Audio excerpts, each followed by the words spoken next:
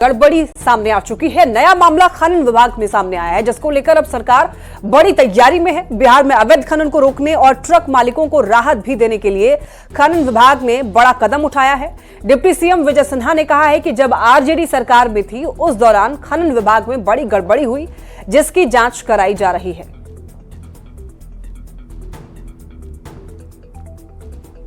प्रधान सचिव का अपना कोर्ट होता है, डायरेक्टर के नेतृत्व में कमेटी गठित की गई है। पूरी प्रक्रिया को जांच करके उससे संबंधित दस्तावेज को मंगा करके और फिर इनके कोर्ट में निर्णय लिया जाएगा। जो गड़बड़ी किए हैं उससे लोगों पर कार्रवाई की जाएगी। विभाग पूरी तरह से तैयार है कि मेरे ट्रक ओनर को तकनीकी गड़बड़ी के कारण प्रॉब्लम नहीं हो, हम उसका समाधान करेंगे। अब जीपीएस विभाग के लोग देखते हैं, ट्रक मालिक नहीं देख पाते हैं। इनका कहना है कि हम लोग भी देखें ताकि पारदर्शी हो सके। हमने कहा है कि वो टेक्निकल व्यवस्था को हम लोग देख के अलाउ करेंगे। बिहार के उप मुख्यमंत्री विजय सिन्हा ने आरोपों पर आरजेडी ने भी पलटवार किया और आरजेडी का कहना है कि तेजस्वी यादव की सरकार में जो विकास हुआ उसे पूरे बिहार ने देखा है और बीजेपी को विकास नहीं दिखता है। दरअसल विजय सिन्हा ने आरजेडी पर आरोप लगाते हुए कहा था कि सरकार में शामिल होते ही आरजेडी ने धांधली की थी। बिहार में डबल इंजन की एनडीए सरकार है, काम तो कुछ कर नहीं रही है। तेजस्वी यादव जी ने 17 महीने में जो काम कर दिया वो जनता का दिल जीत लिया है। अब ये लोग सिर्फ कह रहे हैं कि उस समय जो काम हुआ महागठबंधन सरकार में, ये विभाग में गड़बड़ी हुई, खनन विभाग में गड़बड़ी हुई। तो भाई इसके पहले भी जिन विभागों में गड़बड़ी की बात की गई तो कार्रवाई क्यों नहीं हुई? खबर मोतिहारी से, जहां पकड़ी दयाल अनुमंडल में धर्मांतरण की पाठशाला वाली न्यूज 18 की खबर का बड़ा असर हुआ है। स्थानीय विधायक और पूर्व मंत्री राणा रणधीर सिंह ने जिला प्रशासन से उचित कार्रवाई की मांग की। राणा रणधीर सिंह ने आरोप लगाया कि हिंदू परिवार को ईसाई धर्म में परिवर्तन करने के लिए बड़ी फंडिंग विदेशों से इन इलाकों में हो रही है। दलित और पिछड़े समुदाय के लोगों का धर्म परिवर्तन कराया जा रहा है। और इस दौरान राणा रणधीर सिंह ने न्यूज 18 को धन्यवाद दिया। उन्होंने कहा प्रशासन को इस पर ध्यान देने की जरूरत है। कई बड़े ऑर्गेनाइजेशन हैं, बड़े शहरों के, विदेशों के, जो यहाँ के सक्रिय हैं और वो धर्मांतरण का खेल यहाँ पर ऐसे समाज में जो थोड़ा पिछड़ा है, महादलित समाज में, उनके नौजवान बच्चों के बीच में, वहाँ के जो मध्यस्थ लोग हैं उनके बीच जाके पहले उनका ब्रेन वॉश करना और फिर उनका धर्म परिवर्तन करना, लालच देकर, मदद का लालच देकर, पैसे का लालच देकर, इस प्रकार की घटनाएं हो रही हैं। मैं सरकार से, प्रशासन के मित्रों से मांग करता हूं कि इस पर कड़ी कार्रवाई होनी चाहिए। और मैं धन्यवाद देता हूं कि आपने न्यूज़ 18 ने इस तरह की घटना को दिखाने का काम किया है। राज्य के कई जिलों में, कई गांवों में इस तरह की घटनाएं हो रही हैं और पूरे राज्य की और जिलों की डेमोग्राफी बदलने की तैयारी की जा रही है। बक्सर में हिंदू धर्म के लोगों को ईसाई बनाने का मामला तूल पकड़ता जा रहा है और इसे लेकर स्थानीय लोग नाराज दिख रहे हैं और दोषियों पर कार्रवाई की मांग कर रहे हैं।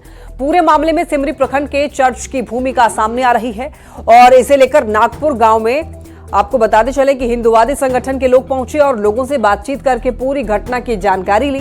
संगठन के सदस्यों ने सनातन धर्म के साथ हो रहे खिलवाड़ को लेकर नाराजगी जताई और कड़ी कार्रवाई नहीं होने पर जोरदार आंदोलन की भी चेतावनी दी। हमें तो सचेत रहना है, सतर्क रहना है और हिंदुओं को जो इस प्रकार के लोग हैं जहां इनकी पहुंच बहुत आसानी से हो जाती है, उनको हम लोग जागरूक कर रहे हैं। और पूरे अभी प्रखंड के लगभग सिमरी प्रखंड में 100 जो धर्मावलंबी है और थोड़े जागरूक लोग हैं, उनके साथ हम लोग अभी बैठक किए हैं। सबने एक मत से ये चिंतन किया है कि आने वाले समय में ऐसे जितने भी परिवार हैं वहाँ हम लोग पहुँचेंगे और जहां भी आवश्यकता पड़ेगी हमें जो करना होगा हम लोग करेंगे, लेकिन ऐसी घटना नहीं होने देंगे, ये हमने संकल्प लिया है। और खबर भागलपुर से, जहां के जवाहरलाल नेहरू चिकित्सा अस्पताल में एक बार फिर लापरवाही देखने को मिली है। आपको बताते चले कि सनहौला थाना क्षेत्र के मरेठा गांव के रहने वाले एक व्यक्ति के बच्चे को कुत्ते ने काट लिया, जिसके बाद परिजन उसे सनहौला प्राथमिक स्वास्थ्य केंद्र ले गए। जहां पर प्राथमिक उपचार देने के बाद बच्चे को जवाहरलाल नेहरू चिकित्सा अस्पताल रेफर किया गया। बच्चे के परिजन जब अस्पताल पहुंचे तो अस्पताल में लापरवाही देखने को मिली। वहां पर परिजन जब बच्चे को एम्बुलेंस से लेकर के पहुंचे तो घायल को स्ट्रेचर तक वहां पर उपलब्ध नहीं कराया गया, जिस कारण एक व्यक्ति को बच्चे को गोद में ही उठाकर दूसरे हाथ में सलाइन की बोतल लेकर ऑपरेशन थिएटर तक जाना पड़ा। इस घटना के बाद एक बार फिर से अस्पताल प्रशासन पर कई सवाल खड़े होने लग रहे हैं। भागलपुर के नाथनगर मधुसूदनपुर थाना क्षेत्र के महमदपुर में बम नुमा डिब्बा और खोखा मिलने के बाद पुलिस लगातार अब जांच कर रही है। मामले में जमीन विवाद और आपसी रंजिश की बात भी सामने आ रही है। दरअसल शंकर चौधरी के बड़े भाई अशोक चौधरी से कई सालों से जमीन को लेकर विवाद चल रहा है। जिस जमीन पर बमनुमा डिब्बा और खोखा मिला उस जमीन पर शंकर चौधरी का गुहाल है। वहां पर असामाजिक तत्वों ने आग लगा दी थी और उसी जमीन पर बमनुमा डिब्बा और खोखा भी मिला और इसी जमीन को लेकर के विवाद भी चल रहा है। उसी मेरे गोतिया से झगड़ा चल रहा है, जमीन का विवाद चल रहा है। 2 बार घर घुस के मारा है। मेरे साथ दुर्व्यवहार करने की कोशिश भी की। क्या लगता है उस लोगों ने ये बम वगैरह फेंका?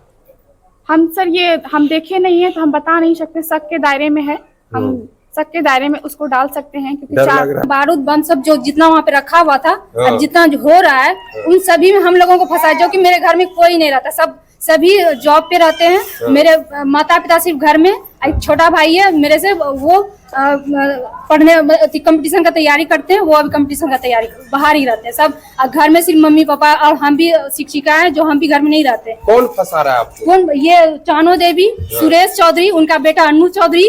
उनको संदिग्ध का नाम को भी दिया है, उस बारे में जांच होगा। सब जमीन के जो मालिक हैं वो पूर्व में भी यहाँ थाना में लिखित आवेदन दिया था, लेकिन अब तक कार्रवाई सामने नहीं आ रही है। वो भी चेक करना पड़ेगा। जमीन का विवादित में कोई भूमि विवाद पे रजिस्टर करके उसमें कार्रवाई हो रहा है या नहीं, वो चेक।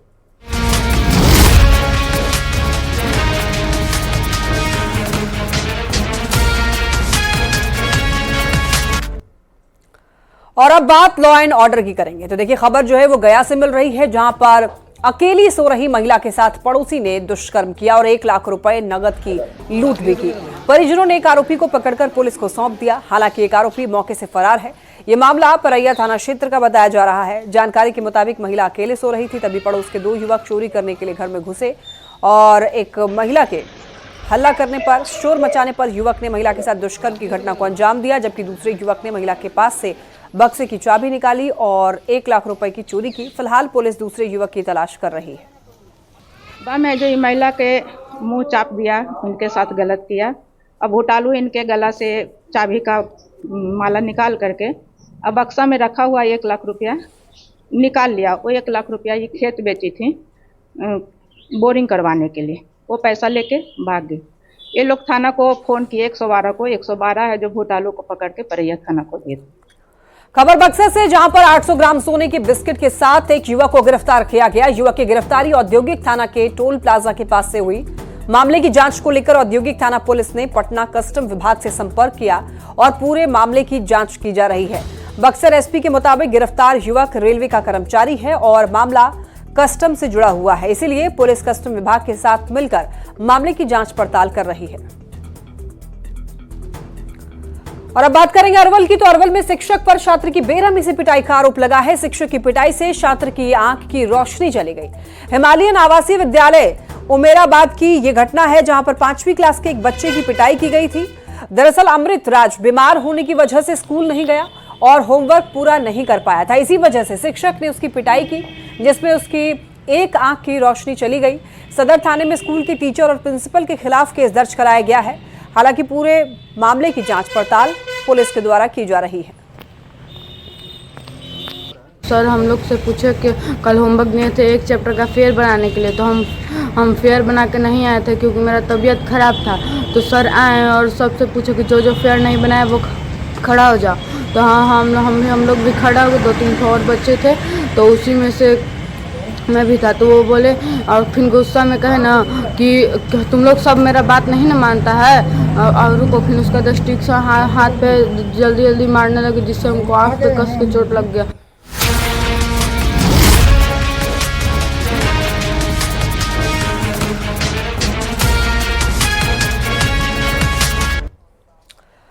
और आइए अब देश और विदेश की बात कर लेते हैं। तो देखिए, झारखंड विधानसभा चुनाव से जुड़ी हुई खबर है। यूपी के सीएम योगी आदित्यनाथ झारखंड के जामताड़ा पहुंचे और नाला विधानसभा क्षेत्र में बीजेपी उम्मीदवार के पक्ष में चुनावी सभा को संबोधित किया। सीएम योगी ने हेमंत सरकार पर केंद्र सरकार के भेजे गए पैसे पर डाका डालने का आरोप लगाया है। तो वहीं दूसरी तरफ एक बार फिर से सीएम योगी ने हिंदुओं को बटेंगे तो कटेंगे और एक रहेंगे तो सेफ रहेंगे का संदेश दिया। मोदी जी के द्वारा भेजे गए पैसे पर कैसे झारखंड मुक्ति मोर्चा की सरकार ने कांग्रेस के साथ मिलकर के डकैती डाली है, इसका नमूना अगर देखना हो तो आलमगीर जो मंत्री था झारखंड मुक्ति मोर्चा का, उसके घर में, उसके नौकरों के घर में जो नोटों का पहाड़ मिला है, कांग्रेस के सांसद के घर में नोटों का जो पहाड़ मिला है, बहनों और भाइयों, ये पैसा कांग्रेस पार्टी का नहीं है, ये पैसा झारखंड मुक्ति मोर्चा का भी नहीं है, ये पैसा झारखंड की जनता जनार्दन का पैसा था जो मोदी जी के द्वारा भेजा गया था। और इसी डकैती से पैसा निकालने के लिए बुलडोजर खड़ा है।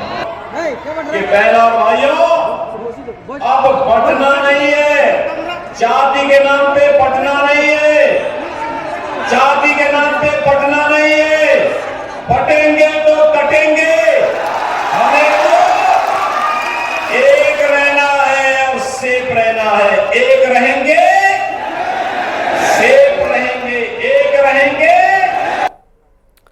तो ये हुई झारखंड की बात। अब महाराष्ट्र की बात कर लेते हैं। तो कांग्रेस नेता राहुल गांधी ने महाराष्ट्र चुनाव से पहले बीजेपी के एक हैं तो सेफ है नारे पर जमकर प्रहार किया। राहुल गांधी एक तिजोरी लेकर के प्रेस कॉन्फ्रेंस में पहुंचे जिस पर लिखा था एक है तो सेफ है। राहुल ने बीजेपी के चुनाव प्रचार अभियान पर जमकर निशाना साधा। उन्होंने मुंबई के धारावी की जमीन को उद्योगपति को देने का आरोप लगाया है। कांग्रेस नेता ने कहा है कि महाराष्ट्र का चुनाव विचारधारा का चुनाव है, ये अरबपति और गरीबों के बीच चुनाव है। और ये एक नरेंद्र मोदी जी हैं, अदानी जी हैं, अमित शाह जी हैं। सेफ हैं तो कौन सेफ है? अदानी जी सेफ हैं। कष्ट किसको होगा? धारावी की जनता को होगा। नुकसान किसका होगा? धारावी की जनता को होगा। जो हिंदुस्तान की स्मॉल और मीडियम इंडस्ट्रीज हैं, जिसका एक चिन्ह धारावी है, उसको एक व्यक्ति के लिए खत्म किया जा रहा है। तो लड़ाई यही है। नारा उन्होंने दिया, हमने आपको समझा दिया। इस इलेक्शन का नारा मोदी जी ने दिया है और बिल्कुल सही नारा है। एक है तो सेफ है। सवाल है सेफ कौन है, सेफ किसका है, एक कौन है, यह सवाल है। राहुल गांधी के आरोपों पर बीजेपी ने भी जोरदार पलटवार किया। बीजेपी ने कहा कि एक है तो सेफ है, राहुल गांधी फेक हैं। धारावी का जिक्र करते हुए बीजेपी नेता विनोद तावड़े ने कहा कि जो धारावी में रहता है उसको घर मिलेगा।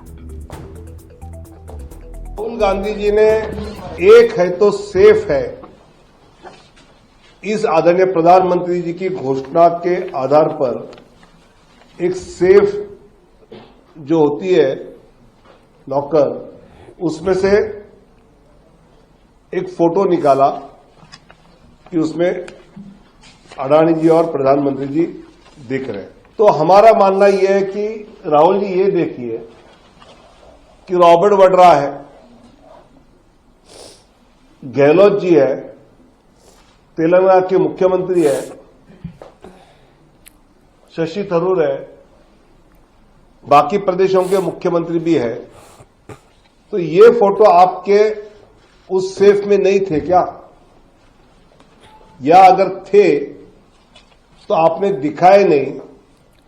इसका मतलब एक है तो सेफ है, राहुल गांधी फेक है। और अब बात कर लेते हैं राजधानी दिल्ली की। तो देखिए, दिल्ली एनसीआर में बढ़ते प्रदूषण से कुछ लोगों को सांस लेने में तकलीफ हो रही है। ऐसे में सुप्रीम कोर्ट ने सोमवार को दिल्ली एनसीआर रीजन में सरकारों को निर्देश दिया है कि प्रदूषण की गंभीर स्थिति देखते हुए 12वीं तक के स्कूल बंद करने पर फैसला लें। अगर डॉक्टर्स की माने तो प्रदूषण से कार्डियोवैस्कुलर बीमारी का खतरा बढ़ जाता है। डॉक्टर ने यह बताया कि प्रदूषण की वजह से ओपीडी में कई मरीज भी बढ़ गए हैं। हमारे पास जो है वो नंबर ऑफ पेशेंट्स जो हैं वो बढ़ गए हैं छाती के और जो सांस के रोगों के। इसका कारण मेन है प्रदूषण का बढ़ना। अब प्रदूषण की वजह से जो है वो मेरे पास बच्चे आ रहे हैं जिनको काफी ज्यादा खांसी हो रही है, सूखी खांसी, कई लोगों के नाक भी बह रहे हैं, बच्चों को जो है वो आंखों में जलन होना। फिर एडल्ट पेशेंट्स हैं जिनका जो है वो बीपी जो है वो ऊपर नीचे हो रहा है, उनको खांसी का भी प्रॉब्लम आ रही है।